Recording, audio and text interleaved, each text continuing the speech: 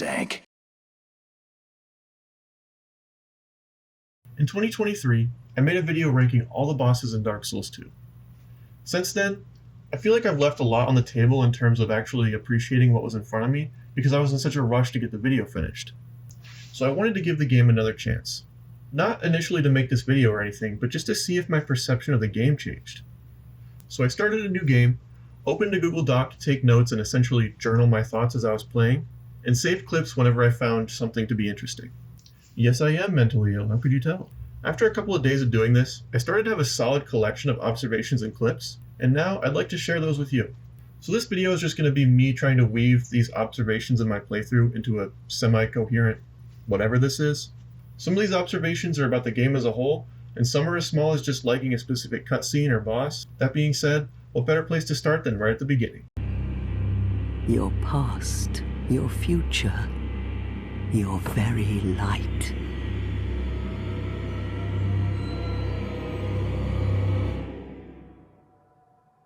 None will have meaning, and you won't even care.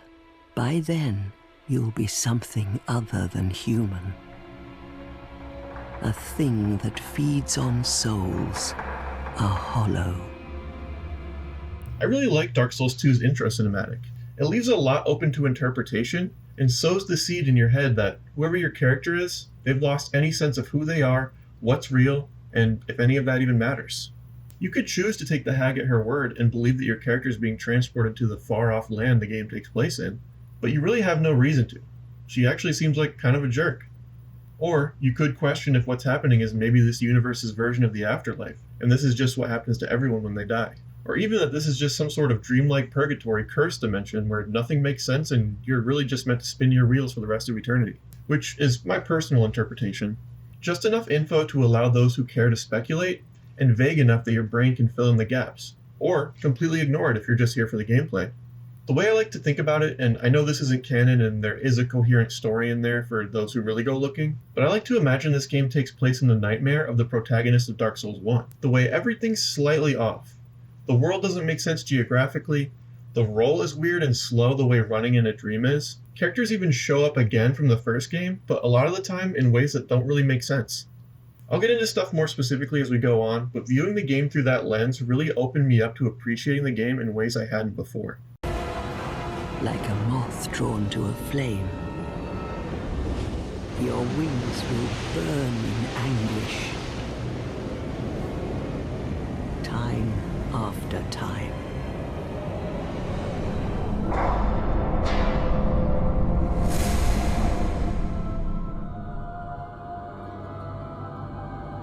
For that is your fate.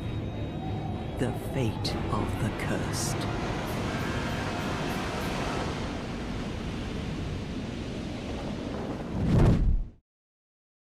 Following this cutscene, and a brief walk through the dark and ominous things betwixt, you take a step outside into what just might be the most beautiful area in any Soulsborne game, Majula.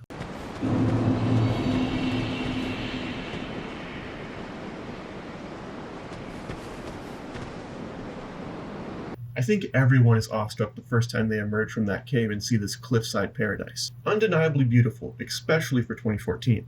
But still, even this, on the surface beautiful vista, has an unnerving sense of dreamlike melancholy.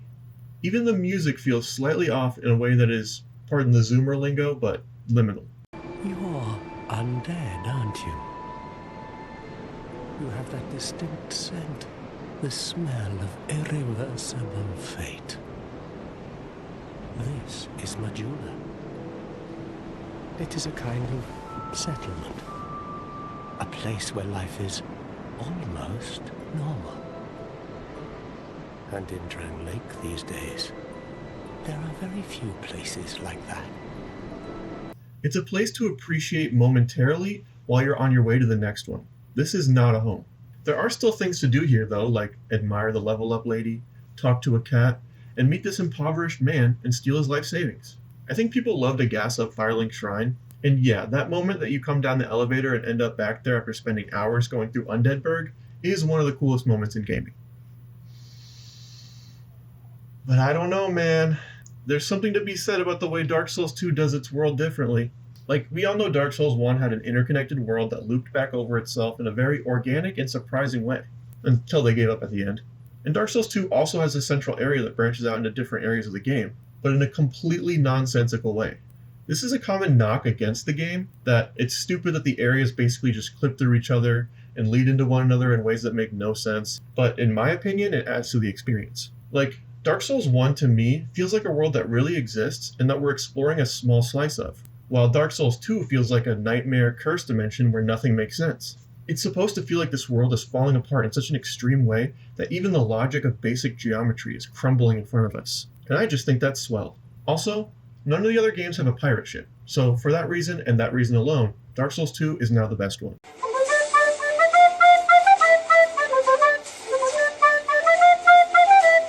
But that's enough about the setting and the atmosphere. Those things are nice, but we play these games for the gameplay. So how is it? Well, depending on who you ask, it's either an interesting set of challenges that build on what Dark Souls did before it, or a cheap attempt to up the difficulty while not really understanding why it worked in the first game. If you watched my ranking of this game's bosses, you probably got the impression that I was in the group of people who didn't really like the gameplay. And if you asked me right after I made that video, I probably would have said something similar. I really just found the bosses to be more frustrating than challenging, and I saw the areas leading up to them as needless wastes of time. But allowing myself to take my time with this game has given me an appreciation of it that I'm really glad I was able to find. So much of what Dark Souls 2 does with the gameplay is good specifically because it's in the context of being Dark Souls 2. For example, when I play these games, what I usually do is I explore a new area until I feel like I've seen everything before the next boss. Try the boss, and depending on how I feel, it's either time to pick a spot and grind until I'm ready, or put my head down, sprint through the area, and make repeated mad dashes for the fog wall. But anyone who's played Dark Souls 2 can tell you, most of the time, that's just not going to be on the table. Aside from the fact that the enemies are placed in a way that you really need to fight them every time, if you did manage to squeak by them, the devs have decided you can get hit while entering a fog wall rather than having the invulnerability the other games usually give you immediately after pressing the button. So this means Dark Souls 2 has created an environment for the player where you can't just skip levels and go straight to the boss. Pretty annoying, huh? Well, this is where they implement something I find pretty ingenious. In Dark Souls 2, if you kill an enemy enough times, they just stop respawning. This means two things. After making enough runs through a level, you'll see it get easier and easier as you clear the runway, so to speak. But also, that now there really is no reason to go out of your way to grind. Simply by playing the level as intended repeatedly, you level up for the area's boss, and create a clear path for yourself for every run afterwards. I think this is a really smart way to get players to stop skipping content, and achieve a pretty seamless level scaling to new areas. It also gives you this sense that on a run that in other games would have been a failure, wasn't a waste of time. And to me, that just feels better, and makes me more likely to go out of my way to kill an enemy than in another From Software game I would have just ignored. It also allows them to do something I think is really cool, like what they did in the Hyde's Tower area, which I used to hate with a passion.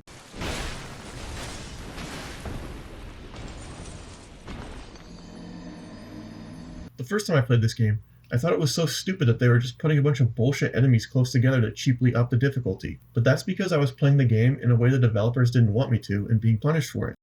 The first time I came here, I was still in my usual mode of sprinting past whenever possible, and because the enemies here are so slow, I was able to squeak through and get to the boss, which, as we all know, is a fairly easy one.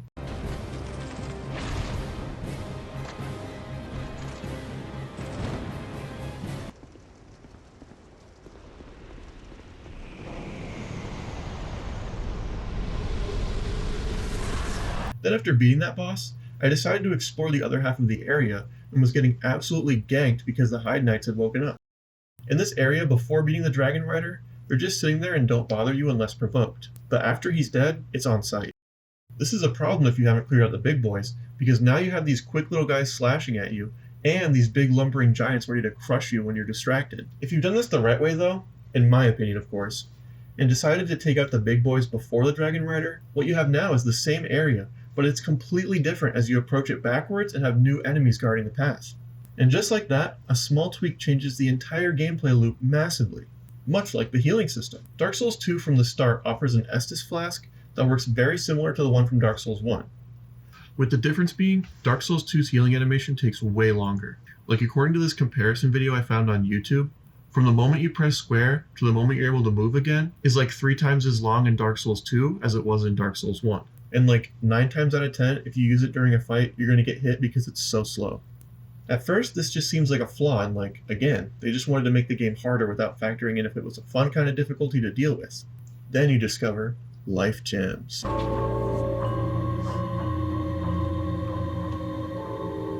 Someone cooked here. What life gems do is offer you a trade-off. For a measly amount of souls, so basically free, you can have a stash of items that you can move around while using and heal yourself. Rather than healing you basically immediately like the flask though, life gems slowly fill up your health bar over a few seconds. It took me a while to realize this, but I absolutely love life gems. Introducing these took something that most of us just did without thinking in the other games, press square to heal, and now gave us a strategic choice, popping a life gem because it gave you a chance to tank a hit, then regaining health as you return attack, or because you don't have time for a full Estus break, now you need to play it carefully for a couple seconds because the heal isn't instant, is a massive addition to this game's fighting mechanics, and takes it from the slugfest other games can be to a tactical chess match. So many changes were made to separate this game from Dark Souls 1 that I have to commend this game, even if I feel that some changes weren't for the better. For example, I find adaptability to be more of an annoyance than a good leveling mechanic. It's just another thing that keeps me from leveling the two important stats, stamina and strength. But with that being said, it was a change I decided to make and built the game around it. For example, the first boss you're supposed to fight is the Last Giant. A lot of people have shit on this boss, including myself, because his attacks are so slow and telegraphed that he feels like a joke. But what a lot of us don't think about is he kind of had to be that way in order for it to be a fair fight. At this point, most people haven't leveled their adaptability at all because they didn't even realize it was a mechanic. When you start the game, you're like, oh, the roll just sucks, okay, and then you proceed accordingly. They realized this and made sure the first boss you fight is possible without rolling at all, so people wouldn't have to restart the game because of the literal first boss. And it's things like that that make me realize these guys didn't just set out to create Dark Souls 1 but harder because that's what made it good. They took Dark Souls 1, tweaked elements of it, and tried to create a game that had its own vision and goals.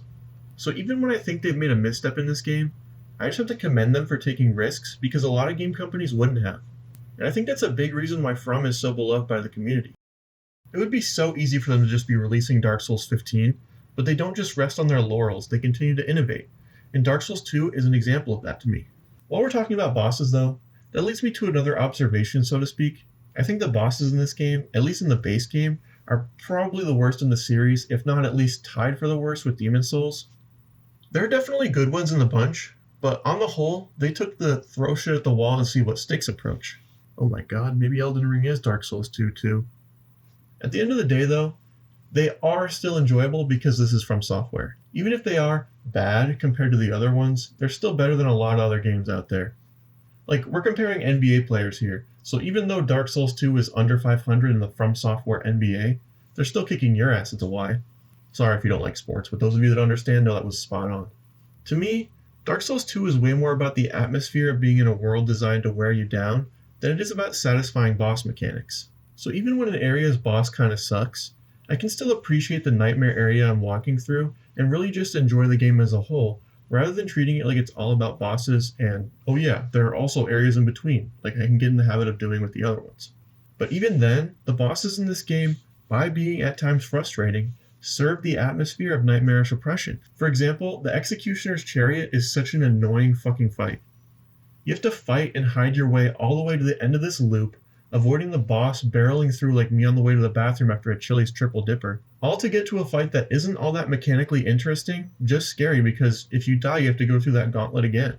But, in the lore, this boss's sole purpose is to torment the undead, aka your ass. He's meant to be a challenge of your will. Do you really want it, or are you just going to give up? What's the opposite of ludonarrative dissonance, because this shit is right on the money.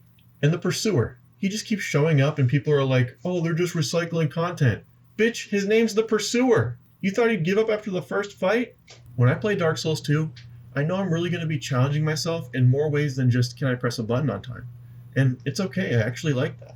The game world of Dark Souls 2 feels like they're putting me in the device, and the only way I can come out on top is through suffering. So when the Ruin Sentinels are ruining my colon, I can appreciate that it's because they're prison guards trying to keep what they see as an inmate from escaping. So why would they fight fair? Maybe I should email my therapist.